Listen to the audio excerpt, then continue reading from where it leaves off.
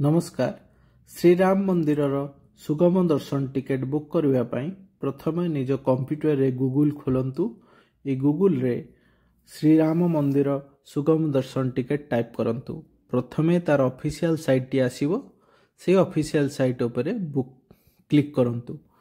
तापरे आपनकु गोटे home page आसीबो Shriram Janmabhoomi Teerth क्षेत्र सेथिरे आपण निजर फोन नंबर दे ओटीपी बॉक्स उपरे क्लिक करिवे।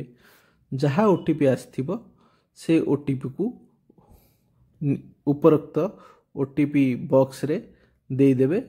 तापरे लॉगिन क्लिक करिवे। लॉगिन को क्लिक कला परे नंबर ऑफ डिवोटी केते जण आपण जिबे एवं केउ डेट रे जिबे सेटा आसीबो। एबे सबु टिकेट बुक हे जिबातु एटा रेड देखौची। जोटा बुकिंग स्लॉट खोलिले ग्रीन आसीबो। तापरे आपण डेट सिलेक्ट करी टाइम स्लॉट सिलेक्ट करिवे। माने को टाइम रे आपण मंदिर जिबाकू चाहुचंती। जो टाइम रे मंदिर जिबाकू चाहुचंती सेटा क्लिक करी प्रोसीड करिवे। एहा निशुल्क अटे एवं क्लिक करी प्रोसीड कला परे आपण एई भली गोटे टिकेट पाइबे।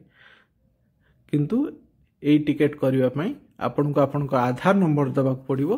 तो जेतेबेले आपण टिकेट बुक करिवे आधार नंबर निज पाखरे रखिथिबे।